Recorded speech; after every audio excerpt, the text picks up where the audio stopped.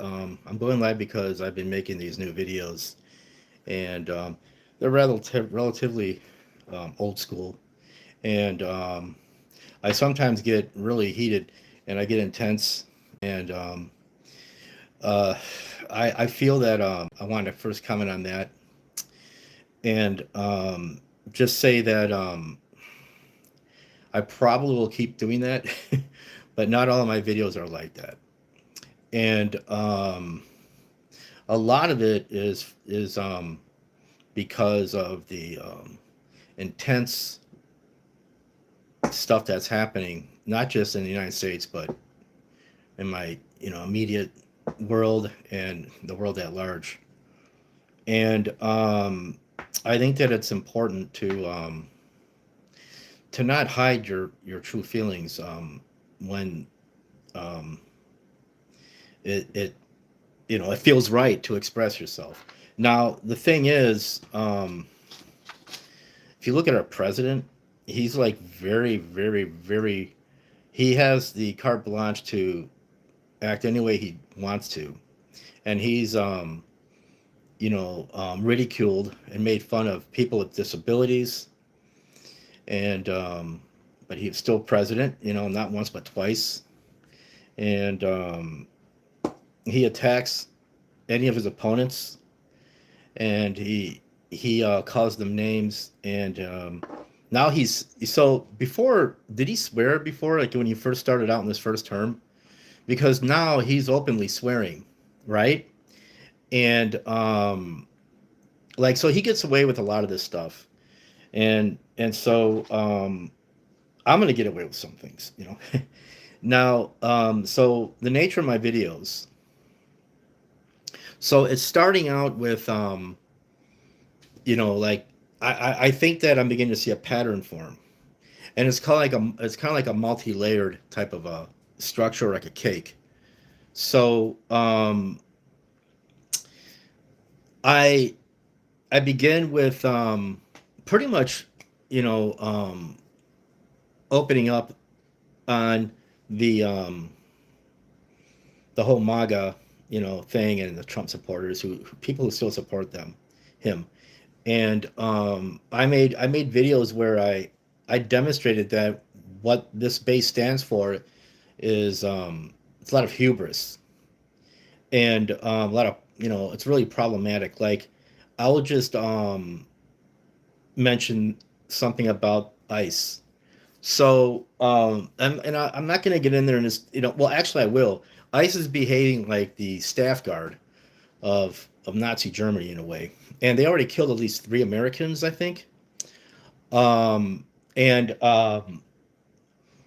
what they're doing is they're pulling the wool over our eyes, and so is Trump. Because first of all, he's making us believe that he's getting rid of all these, illegal immigrants. And if I made a video that demonstrates that the Biden administration and the Obama administration have deported more undocumented than Trump ever has. Now, the first time he was president, he didn't unload a lot of illegals, because you know who did? Obama did. And so I made a video about how Biden and Obama, they got rid of more undocumented, and more of the criminal element than Trump ever did. So I think that in that case alone, and Obama and Biden did it under our noses. I didn't even know that he was doing this. But with Trump, it's all over the news. Everyone's on social media talking about it, and him and Stephen Miller, they're talking about it. It's like it's all over the news, and it's in our face. And I think it's hubris because, watch my video. The Democrats got rid of more undocumented than Trump, and not that I'm for it. I never had a problem with any people from other country, and so I'm just like, hey, I get it, and I'm fine. So the other thing is this, and this is something that we want to really pay attention to. Um, I'm explaining why I'm beginning my whole series of videos with, focusing on the Trump supporters and how much I just, can't stand them. I think they are so stupid, and they are too terrible. Everybody that is so stupid, and and so the second thing, focus on the whole ICE thing, and I'll move on, is that if you got rid of, if you harpazoed, if you waved your magic wand, and got rid of all the undocumented immediately, it would destroy United States of America, because the United States of America rides on the economy, right? And over millions of Americans would lose their jobs because their companies are so interconnected with the undocumented workforce. Research it yourself. Now, and that's why it's just a bunch of posturing hubris. And I had a problem with I have a first cousin in Canada. He threatened to drop me because I said anybody who supports ICE is an asshole. And I still stand by that. Because I've proven that A, Biden and Obama got rid of more undocumented than Trump did. And B, if you got rid of all the undocumented, we would destroy our economy. Okay, so it's done. That debate is over. Do it yourself. Because the other thing I want to mention is a lot of my videos, I tend to use like ChatGPT or something, and I start like taking us down little rabbit trails and ask it questions. And boy, some of the things that I found out is like, did you know like there's neurological correlations going on in like your ultra religious people, conservative people, versus like your more liberal type of people. I even whittle it down to people who are MAGA and people who are voting for Kamala Harris, right? And with the former, like their amygdalas are being used more. That's the fight or flight, organ in the brain, the gland. So anyways, so I there's a couple of videos where I'm like flipping the bird saying F you if you support this and all that. And I'm sorry if some of you don't like that, but I think it has to be done, because now I stand on, right now, I'm like, say, I voted for Harris and all that. But when you look at my videos, you'll see that I also go into the system that created the Donald Trumps. Now, here's an example. Somewhere in my videos, I talk about Milton Friedman and Reaganomics, trickle-down economics. And I mentioned how Frank Zappa, warned us that we are going right down that pocket of a like Christian type of theocratic type of regime. And you have all these people sitting, around Frank Zappa. Oh, Mr. Zappa, you can't be serious. Well, yes, I am, and we're going right down that pocket. And now, listen to Frank Zappa's You Are What You Is. There's 3 songs that rip into this religious American version of Christianity. Your blab it, grab it gospel. I was a Christian for like 20 years. I read the Bible several times. And so I've been to Israel and back. So I kind of have an idea about this. And so listen to those songs and get back to me. So he warned us of what we are now experiencing. And so Frank Zappa is pretty much turning in his grave. So we have that. So I also, though, don't just focus on, the Trump supporters and the problem with, so like a lot of people are just like, you have Adam Mockler and Dean Withers, these young, and I love them to death. People like, they're like 20 years old or 20 something years old, and they're ripping into Donald Trump and all this stuff. I have a tendency to look into the people who support him. And so I really have a problem with that. And so, because, Hitler didn't work alone, same with Stalin. If you want to get back at me with that, I understand. I totally understand. Stalin wasn't a good bird either. And so, but I also, in some of my videos, I also talk about the system that created the Donald Trumps. I remember Robert Crumb, rip off press making fun of Donald Trump, and it's like, and I remember Donald Trump is like, in New York, he was like this freaking, real estate mogul. And I said somewhere, it's like, I think that if he just stuck with the private sector and entertainment, more people would have loved him, because the problem with Trump is he's so angry because no one loves him. Like Richard Nixon. Richard Nixon was similar. I sometimes compare him to Nixon. I talk about Nixon a lot because I kind of know a little bit about history. And so, anyways, the system that created Donald Trump is also something to investigate. I talk about Reaganomics, Milton Friedman, and yada yada. I mentioned Margaret Thatcher. So we were not alone in this in the early '80s. I talk about the Trilateral Commission, and I also talked about the Powell Memorandum. Now I can't just define all these things now because this is like a quick live test video. So check it out. Then and so now I'm beginning to also look into another layer of my 3-layer thing. Actually, it's in multiple layers. I'm focusing on. I'm also going to be focusing on things like what makes us tick, and it's religion. And so, make no mistake, you have like Judaism, Christianity, and Islam as the moving forces that's really pushing things to and fro. And so it's easy to test with Israel, hating or fighting with, Iran. And so you have one that's, Judaism, the other one is Islamic. And then you have like the Christians, we're right in the middle of this. And so the Christians are supporting Israel in attacking Iran. But I found out recently that Netanyahu is reading a book. And the book that he's reading right now is called The Jews versus or Israel. I think it's Israel versus Rome, or it could be the Jews versus Rome. Oh, now I'm forgetting. Darn it. Yeah, Jews or Israel versus Rome. And so the interview was, he was going up these stairs. Anybody see it? Make sure go and check it out. And so the interview says, like, why are you reading that? And Netanyahu said something in so many words like, well, we lost the first one with Rome, but we're not going to lose the second one. And so I was unpacking that going, wait a minute. So it has to be like, okay, one religion versus another religion. And so the religion he's talking about with Rome, it has to be somehow connected to the Roman Catholic Church. Now, they didn't attack Israel back in the day, but Rome did. And then Rome became Christian, right? And and then you have like the United States is like, I kind of understand that. I tend to think that, America is is Rome, and it's connected with all of the West, it's Rome. London, which is not in America, London was originally a Roman city, right? So, and we are so connected with, England. I mean, we came from England. America, came from England.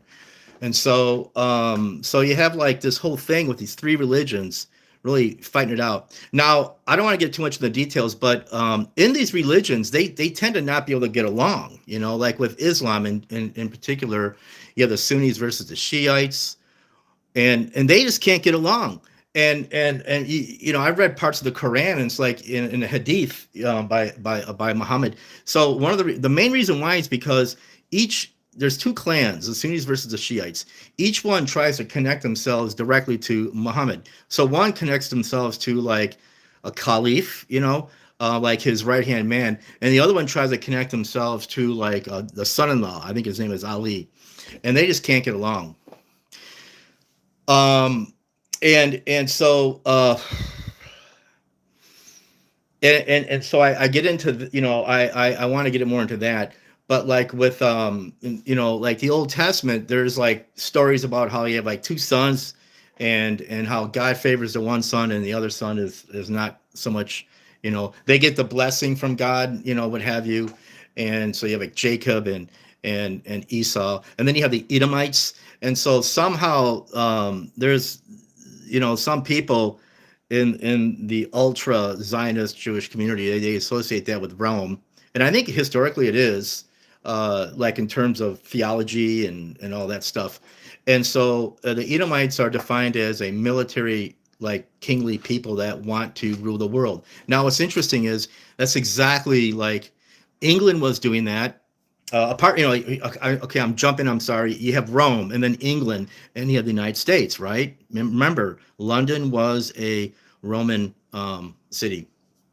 And so Christianity believes in a top dog, which is God. Jesus is God. And Islam, Allah is God, and then like Judaism, it's Yahweh. Now, I have not done it yet, but so what I'm going to start doing is showing how it's these religions that are causing a lot of these problems.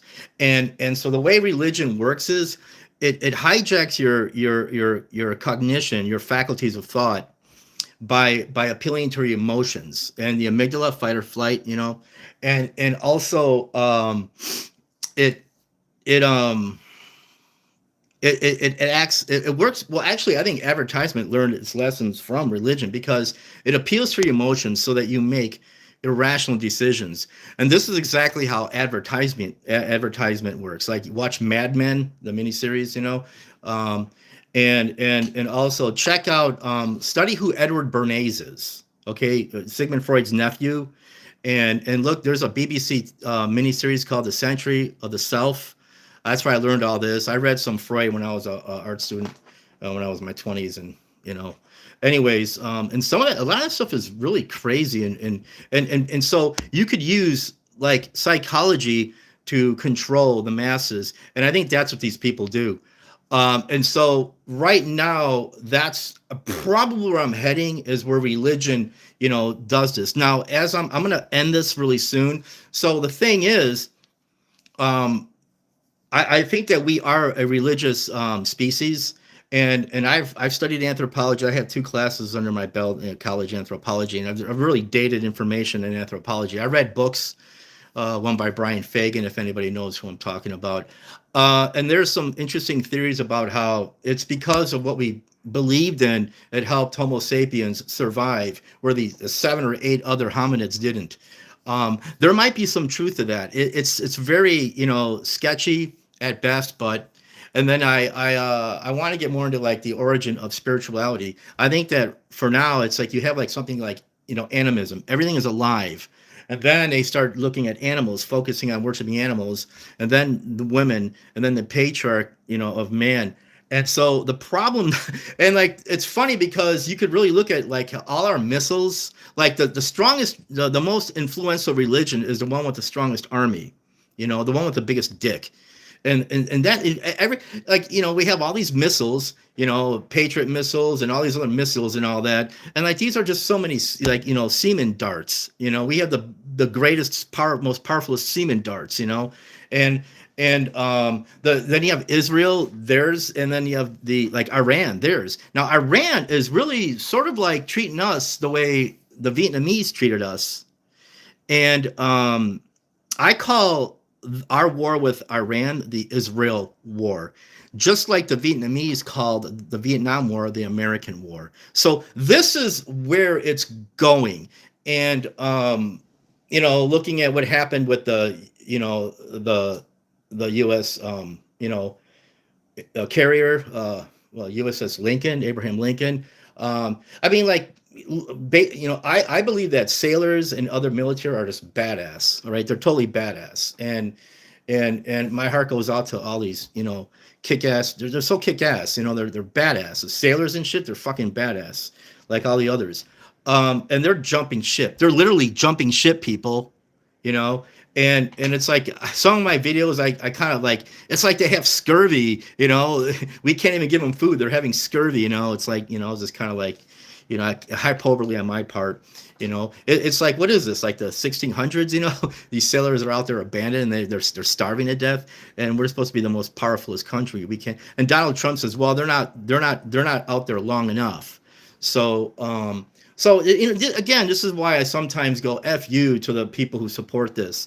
So where am I going with this? My first live stream is that so I've mentioned 3 like parts of what I see as distinct chapters of my videos, and I sometimes even throw a little bit of Gnosticism in there, because I am going to unpack. I have a lot to unpack, and but ultimately, to cut it short, and include everything that I think I believe or know, the ultimate thing that we can do is just uplift each other and make this a better world. Because you know what, a lot of people think that you believe in a god and then you're safe, like it's a baseball game, safe, you're home, like safe, and then when you feel like you're safe, because you like, Christianity is basically a form of magic, because hands-on speaking in tongues, every time you appeal to God is a spirit, it says, and I read the Bible more than once, God's a spirit, that's a form of magic. You're practicing magic. I'm sorry, people, you're practicing magic. Now I understand what the definition of magic really is. You know what it is? It's you're affecting a change in your environment, through the power of your will, through your will. And so, and I happen to know that the Freemasons, if you look it up on the internet, it's like, oh no, they don't practice magic.